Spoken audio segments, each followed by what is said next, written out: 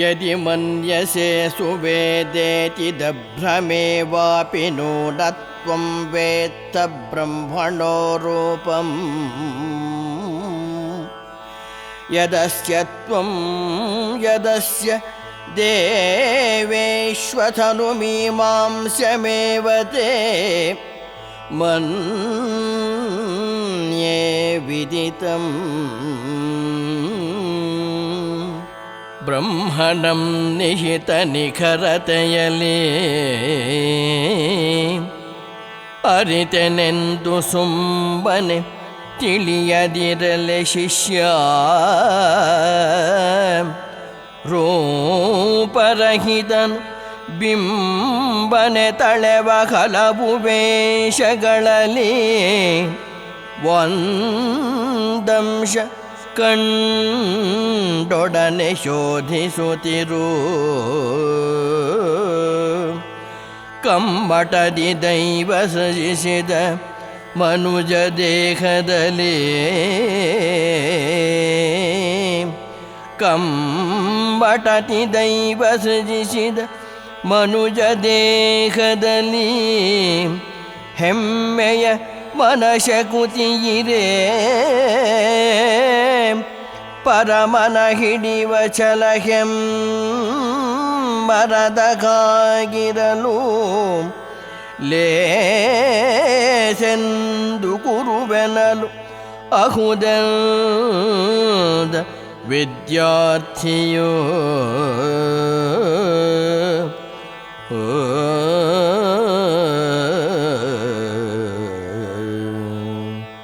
ಶಿಷ್ಯ, ದೇವ್ರನ್ನ ನಾನು ತಿಳ್ಕೊಂಡಪ್ಪ ಅಂತ ನೀನು ಮನಸ್ಸಲ್ಲಿ ಅಂದ್ಕೊಂಡ್ಬಿಡ್ಬೇಡಪ್ಪ. ನೀನೇನಾದ್ರು ಅಂದ್ಕೊಂಡಿದ್ರೆ ಒಂದು ಸ್ಮಾಲ್ ಪಾರ್ಟ್ ಅಷ್ಟಯ್ಯ. ದೈವದ ಒಂದು ಸಣ್ಣ ಒಂದು ಪ್ರಮಾಣವನ್ನು ನೀನು ತಿಳ್ಕೊಂಡಿದೀಯಾ ಅಂತ ನೀನು ಮನಸ್ಸಲ್ಲಿ ಯೋಚನೆ ಮಾಡಬೇಕು.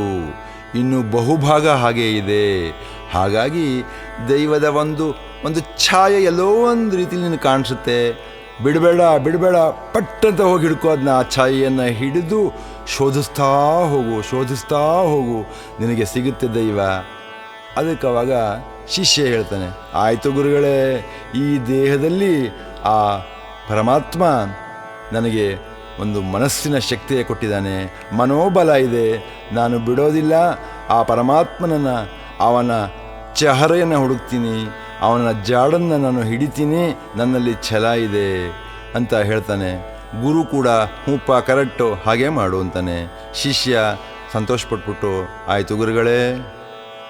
ನಾಹಂ ಮನ್ಯೇ ಸುವೇದೇತಿ ನೋ ನ ವೇದೇತಿ ವೇದ ಚ ಯೋ ನಸ್ತದ್ವೇದ ತದ್ವೇದ ನೋ ನ ವೇದೇತಿ ವೇದ ಚ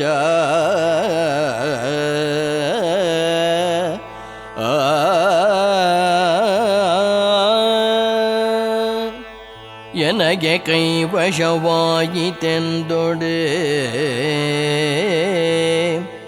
ಮನದೊಳಗಿಳಿದು ಪ್ರಜ್ಞೆಗೆಟಕದೆ ಮಿನುಗುತಿಹುದು ಹೊರಾಭರಣದಿ ಎನ್ನುವನು ಕೌತುಕನು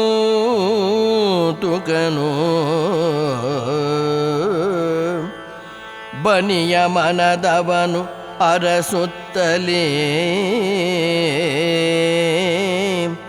ಬನಿಯ ಮನದವನು ಅರಸುತ್ತಲೀ ಕನಸಿನಲು ಕೌತಕದಿ ಶಿಶುವೋಲ್ ನೆನೆದು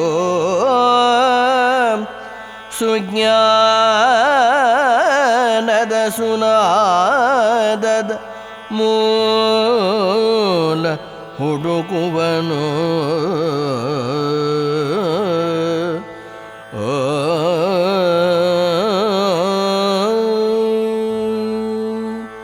ಒಂದು ನಿಮಿಷಕ್ಕೆ ಮತ್ತೊಂದು ಡೌಟ್ ಬಂದ್ಬಿಡುತ್ತೆ ಶಿಷ್ಯನಿಗೆ. ಓ ಸಾರಿ ಗುರುಗಳೇ, ನಾನು ಏನೋ ಹೇಳಕ್ಕೆ ಹೋಗ್ಬಿಟ್ಟೆ. ನನಗೀಗಲೂ ಒಂದು ಡೌಟ್ ಇದೆ. ನಾನು ದೈವವನ್ನು ನನ್ನ ಕೈಗೆ ಸಿಕ್ತು ಅಂತ ಅಂದ್ಕೊಳ್ತೀನಿ, ಆದರೆ ಅದು ಮನಸ್ಸಿಗೆ ಬರುತ್ತೆ. ಆದರೆ ನನ್ನ ಪ್ರಜ್ಞೆಯ ಮಟ್ಟಕ್ಕೆ ಅದು ಆ ದೈವ ಇಳಿತಾನೇ ಇಲ್ಲ. ಮನಸ್ಸು ಏನೋ ಒಂದು ಕಲ್ಪನೆಯಲ್ಲಿ ಒಂದು ಸ್ಥೂಲವಾಗಿ ಹೀಗಿರ್ಬೋದು ಅಂತ ಅಂದ್ಕೊಳ್ಳುತ್ತೆ. ಪ್ರಜ್ಞೆಗೆ ಎಟಕ್ತಾ ಇಲ್ಲ, ಅಲ್ಲಲ್ಲೇ ಸುತ್ತಾ ಇದೆ ಆ ದೈವ. ದಯವಿಟ್ಟು ಎಕ್ಸ್ಪ್ಲೈನ್ ಮಾಡಿ ಗುರುಗಳೇ ಅಂತ ಹೇಳಿದಾಗ ಗುರು ಹೇಳ್ತಾರೆ, ನೋಡಪ್ಪ ಮಗು, ತಲೆ ಕೆಡಿಸ್ಕೋಬೇಡ, ಯಾವಾಗಲೂ ಅದನ್ನೇ ಥಿಂಕ್ ಮಾಡ್ತಾಯಿರು, ದೈವದ ಬಗ್ಗೆನೇ ಯೋಚನೆ ಮಾಡ್ತಾಯಿರು. ಆಗ ನಿನಗೆ ಕನಸಿನಲ್ಲೂ ಮನಸ್ಸಿನಲ್ಲೂ ಅದದೇ ಒಂಥರ ರಿಂಗಣಿಸ್ತಾ ಇರುತ್ತೆ. ಆಗ ನೀನು ಒಂದು ಮಗು ಯಾವ ರೀತಿ ಕುತೂಹಲದಿಂದ ಎಲ್ಲವನ್ನೂ ಹುಡುಕ್ತಾ ಎಲ್ಲವನ್ನೂ ಪರಿಶೋಧಿಸುತ್ತೋ ಅದೇ ಮನಸ್ಥಿತಿಯಲ್ಲಿ ನೀನು ಹುಡುಕ್ತಾ ಹೋಗ್ತೀಯ. ಆಗ ಸುಜ್ಞಾನದ ಒಂದು ನಾದದ ಮೂಲ ಅಲ್ಲೆಲ್ಲೋ ಕಾಣ್ತಾ ಇರುತ್ತೆ, ಅದು ನಿನಗೆ ಸಿಗುತ್ತೆ. ತಲೆ ಕೆಡಿಸ್ಕೋಬೇಡ, ಟ್ರೈ ಆ್ಯಂಡ್ ಟ್ರೈ ಅಗೇನ್. ಯಸ್ಯ ಮತಂ ತಸ್ಯ ಮತಂ ಮತಂ ಯಸ್ಯ ನ ವೇದ ಸಹ ಅವಿಜ್ಞಾತಂ ವಿಜಾನತಾಂ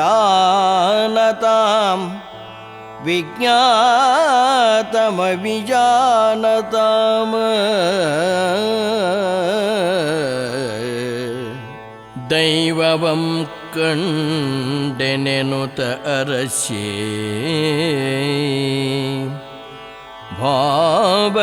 ಭಾವದಾವೇಶದಿ ಬಡಬಡಿಸಿ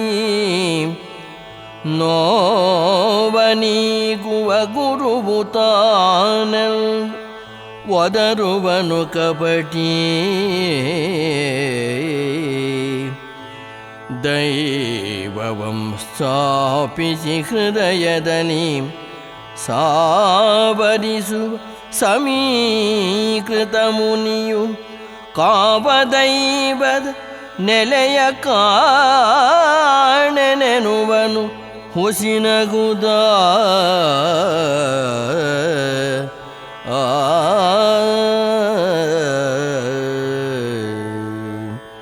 ಆಮೇಲೆ ಇನ್ನೂ ಒಂದು ವಿಷಯ ಇದೆ ಮಗು, ಬಿ ಕೇರ್ಫುಲ್.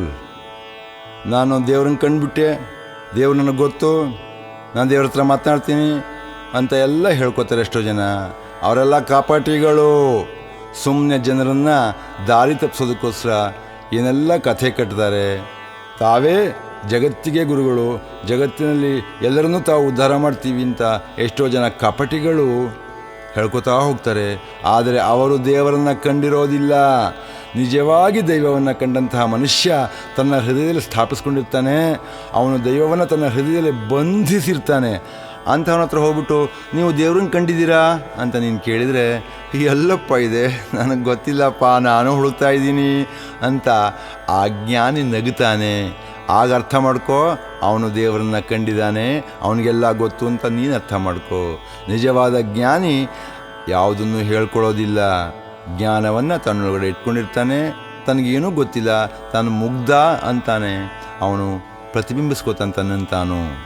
ಪ್ರತಿಬೋಧ ವಿದಿತಂ ಮತಂ ಅಮೃತತ್ವಂ ಹಿ ವಿಂದತೆ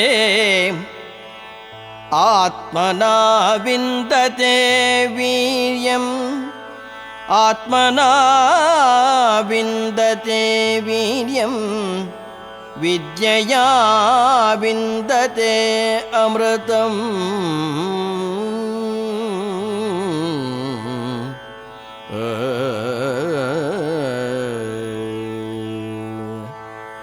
ಕಾಯಮನಲಘನಿಗಣಿಗಂಟಿದ ಮಾಯೆಯು ತೊಲಗಿ ದೈವ ಕೆಡೆ ಕೊಡೆ ಪಾಯವ ಹಿಡಿದು ಸುಲಭ ವೇಗದಿ ವಿಭುವು ಹರಡುವನು.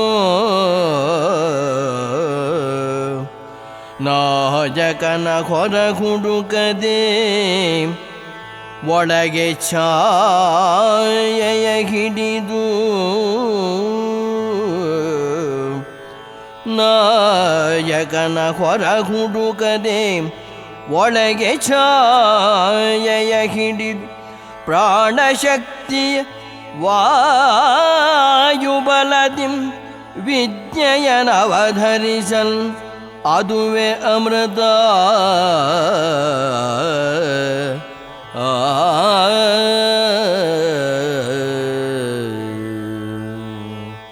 ನಮ್ಮ ಮನಸ್ಸು, ನಮ್ಮ ಯೋಚನಾ ಲಹರಿ ಇವಕ್ಕೆಲ್ಲ ಯಾವುದೋ ಒಂದು ಮಾಯೆ ಅಂಟ್ಕೊಂಡಿರುತ್ತೆ. ಅಂದರೆ ಪ್ರಿಜುಡೀಸ್.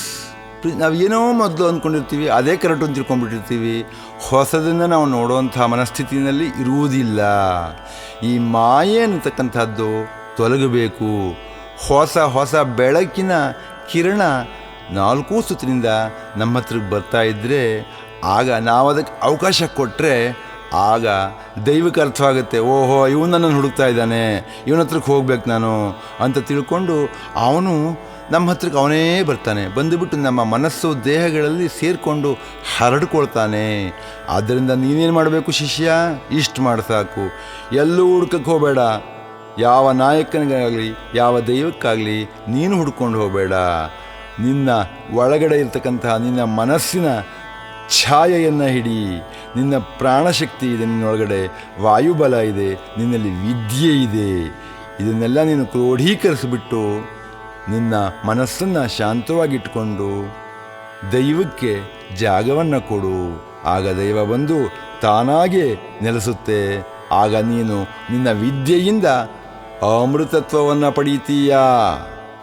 ಇಹ ಚೇದವೇದಿ ತಥ ಸತ್ಯಮಸ್ತಿ ನ ಚೇದಿಹ ವೇದೀನ್ ಮಹತಿ ವಿನಷ್ಟಿಃ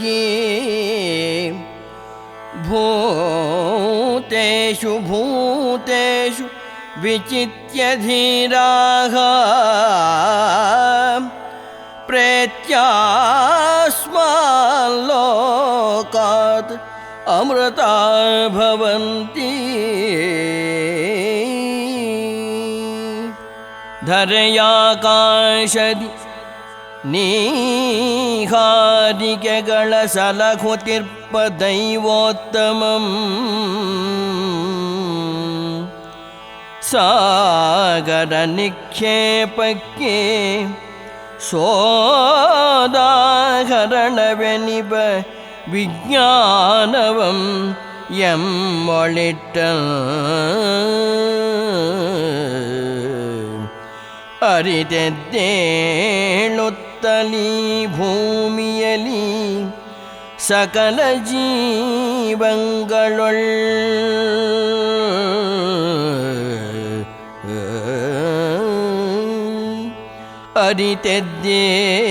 ಅರಿತೆದ್ದೇಳುತ್ತಲೀ ಭೂಮಿಯಲಿ ಸಕಲ ಜೀವಂಗಳೊಳ್ ತತ್ವಬೋಧ ಪರಮಾನಂದಕ್ಕೆ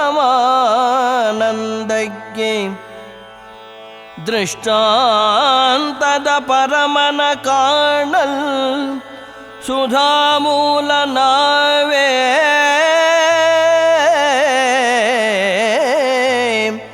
ದೃಷ್ಟಾಂತದ ಪರಮನ ಕಾಣಲ್ ಸುಧಾಮೂಲ ನಾವೇ.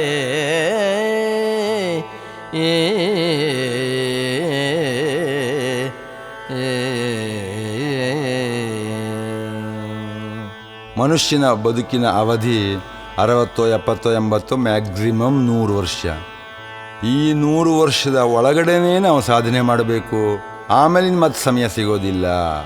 ನಮ್ಮ ಬದುಕಿನ ಅವಧಿಯಲ್ಲೇ ನಾವು ದೈವವನ್ನು ತಿಳಿದುಕೊಂಡ್ರೆ ಸತ್ಯ ನಮಗೆ ಸಿಗುತ್ತೆ, ಇಲ್ಲದಿದ್ದರೆ ಸಿಕ್ಕೋದೇ ಇಲ್ಲ. ಹಾಗಾಗಿ ನಾವೇನು ಮಾಡಬೇಕು? ಈ ಭೂಮಿ, ಆಕಾಶ, ನೀಹಾರಿಕೆ ಎಲ್ಲವನ್ನೂ ಹುಟ್ಟಿಸಿ ಸಲಹುತ್ತಾ ಇರ್ತಕ್ಕಂತಹ ಆ ದೈವ ಇದೆಲ್ಲದಕ್ಕಿಂತಲೂ ದೊಡ್ಡದಾದಂತಹ ಮನಸ್ಸಿನ ವಿಜ್ಞಾನ ಅನ್ನತಕ್ಕಂತಹ ಒಂದು ಅದ್ಭುತವನ್ನು ನಮ್ಮೊಳಗಡೆ ಇಟ್ಟಿದೆ. ಆ ವಿಜ್ಞಾನವನ್ನು ಉಪಯೋಗಿಸ್ಕೊಂಡು ನಾವು ಭೂಮಿಯ ಮೇಲಿರ್ತಕ್ಕಂತಹ ಎಲ್ಲ ಜೀವರಾಶಿಗಳನ್ನು ಪ್ರೀತಿಸ್ತಾ ಆ ಜೀವಗಳಲ್ಲಿ ಮತ್ತು ಜಡಗಳಲ್ಲಿ ಆ ಪರಮಾತ್ಮನನ್ನು ಕಾಣ್ತಾ ಇದ್ದರೆ ಆಗ ಆ ಪ್ರಾಣವೇ ದೈವ, ದೈವವೇ ಆ ಪ್ರಾಣ ಆಗಿಬಿಟ್ಟು ನಾವು ಅಮೃತ ಪುತ್ರರಾಗ್ತೀವಿ, ನಾವೇ ಅಮೃತರಾಗ್ತೀವಿ. ಇಲ್ಲಿಗೆ ಕೇನೋಪನಿಷತ್ತಿನ 2ನೇ ಖಂಡ ಮುಗೀತು. ಈಗ 3ನೇ ಖಂಡಕ್ಕೆ ಹೋಗೋಣ.